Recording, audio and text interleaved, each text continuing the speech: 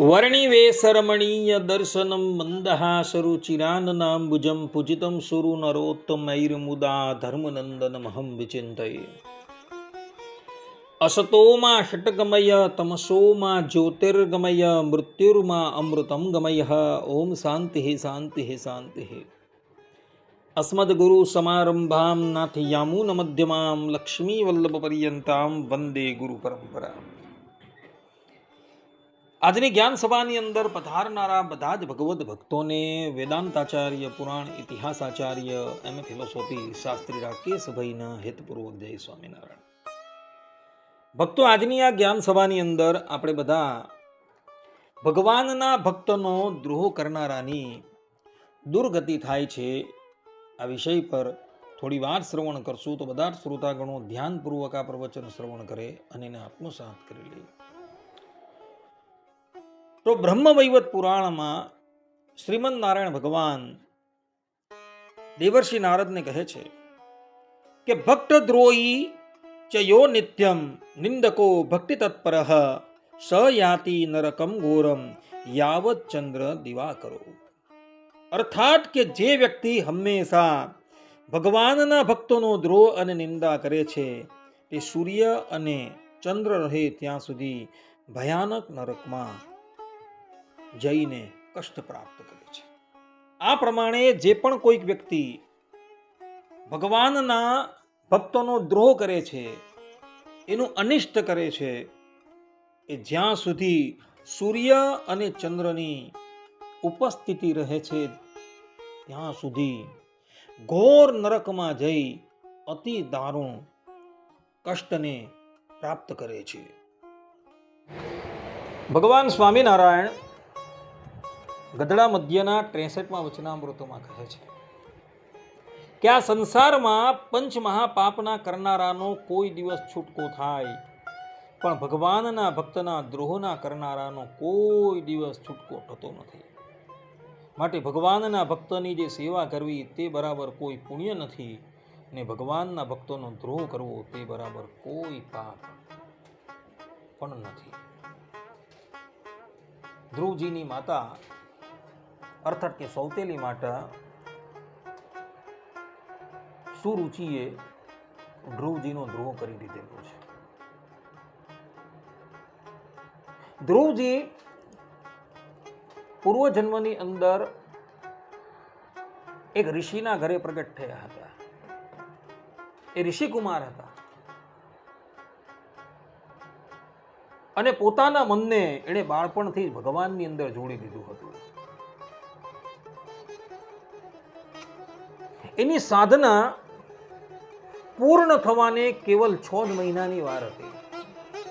પરંતુ એવા સમયમાં એક રાજકુમાર જંગલમાં શિકાર કરવા માટે આવે છે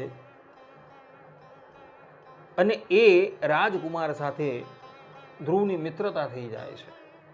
અને એક દિવસ ધ્રુવ રાજકુમારના આગ્રહથી એના રાજ્યમાં જાય છે, એના મહેલમાં જાય છે અને એનો વૈભવ જોઈને આશ્ચર્યચકિત થઈ જાય છે. અને એ જ વાસનાથી એ દેહ ત્યાગ કરે છે. મનની અંદર આ વાસના હતી કે રાજકુમારનો વૈભવ કેટલો ઉત્તમ કક્ષાનો છે, આવો વૈભવ આપણે પ્રાપ્ત થાય તો. આ પ્રમાણેની આસક્તિથી એનો દેહ છૂટે છે અને બીજા જન્મે એ મનુ મહારાજના પુત્ર ઉત્તાનપાદના ઘરે પ્રગટ થાય છે. પરંતુ પૂર્વના સંસ્કાર હતા, સુરુચિએ અપમાન કરેલું છે અને એને લઈને ભગવત પ્રાપ્તિને અર્થે એ વનમાં જાય છે અને ભગવાનની પ્રાપ્તિ કરી લે છે. પરંતુ સુરુચિએ અજાણતાથી પણ પરમ ભાગવત એવા ધ્રુવજીનો દ્રોહ કરી દીધો, વાણીથી દ્રોહ કરેલો છે. અને એને લઈને એ સુરુચિએ પણ એનું પરિણામ ભોગવવું પડે છે. વાત એવી હતી કે એક દિવસ સુરુચિનો પુત્ર ઉત્તમ અને ધ્રુવનો સોતેલો ભાઈ એ વનની અંદર શિકાર કરવા માટે જાય છે. અને શિકાર દરમિયાન એક યક્ષની સાથે એનો વિવાદ થાય છે અને બંને જણા યુદ્ધમાં ઉતરે છે અને પેલો યક્ષ ઉત્તમને મોતને ઘાટ ઉતારી દે છે.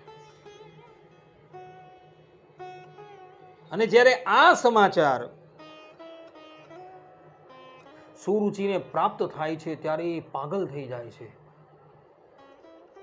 મારો પુત્ર મૃત્યુ પામ્યો. ધ્રુવજી એને સાંત્વના આપે છે, પરંતુ એટલી બધી ઉન્મત્ત અવસ્થામાં પહોંચી જાય છે કે પોતાના પુત્રને જોવાને અર્થે વનની અંદર જાય છે. અને તે વખતે વનની અંદર આગ લાગેલી હોય છે, જેને દાવાનળ કહેવામાં આવે છે. દવ એટલે વન થાય અને અનળ એટલે અગ્નિ. વનનો જે અગ્નિ કહેવાય જેને દાવાનળ કહેવાય. સુરુચિ ભાન ભૂલી જાય છે. મારો પુત્ર ક્યાં છે, મારો પુત્ર ક્યાં છે, મારો પુત્ર ક્યાં છે, મારો પુત્ર ક્યાં છે, એમ ચારે બાજુએ દોહડા કરતી હોય છે અને એ જ દાવાનળની અંદર બળીને ભસ્મ થઈ જાય છે. ભગવાનના ભક્તોનો દ્રોહ કર્યો, એનું પરિણામ જુઓ કેવું આવ્યું છે. નથી તો ઉત્તમને સદગતિની પ્રાપ્તિ થઈ, કે નથી તો એની માતાને સદગતિની પ્રાપ્તિ થઈ. ઉત્તમ જે છે એ પણ અકારણ મૃત્યુને વશ થઈ ગયો અને એની માતા છે એ પણ અકારણ મૃત્યુને વશ થઈ ગઈ. માટે ભગવાનના ભક્તોનો દ્રોહ ક્યારેય પણ કરવો જોઈએ નહીં. આ સિદ્ધાંત વાત છે. અન્યથા ધ્રુવ જેવા પરમ ભાગવત જે ઘરની અંદર પ્રગટ થયા હતા, એ ઘરની અંદર સુરુચિ અને ઉત્તમ રહ્યા હતા, છતાં પણ એ બંને જણા અકારણ કાળના મુખમાં ચાલ્યા ગયા હતા. ભગવાનના ભક્તની સેવા બરાબર કોઈ પુણ્ય નથી અને એના દ્રોહ બરાબર કોઈ પાપ પણ નથી. ભગવાનના ભક્તોનો દ્રોહ કરવામાં આવે તો જીવનો પણ નાશ થઈ જાય. જીવનો નાશ થવો એટલે એના જીવને ભગવાન કોઈ પથ્થરનો દેહ એટલે કે પહાડનો દેહ આપી દે, અથવા તો કોઈ પહાડ પર વેરાન જગ્યાએ કોઈ વૃક્ષનો દેહ આપી દે. ત્યાં એ કરોડો કરોડો વર્ષ લગીને પડી રહી, એ જ એના જીવનો નાશ છે. સુરુચિએ પણ ધ્રુવજીનો દ્રોહ કરેલો છે અને એને લઈને એનું ફલ મળી ગયું છે. એટલે પુનઃ કહું છું, ક્યારેય પણ ભગવાનના ભક્તોનો અનિષ્ટ કરવાનો પણ વિચાર કરતા નહીં. કારણ કે ભગવાનના ભક્તના માથે ભગવાનની છાયા હોય છે. ભગવાન એની રક્ષા કરતા હોય છે. ભગવાનનું સનાતન આયુધ સુદર્શન ચક્ર એ ભગવત ભક્તની હંમેશા રક્ષા કરતો હોય છે. માટે ભગવાનના ભક્તોનો ક્યારેય પણ દ્રોહ ન કરવો એ સિદ્ધાંત વાત છે ભક્તો. અન્યથા જીવનો નાશ કરવાને અર્થે તૈયાર રહેવો.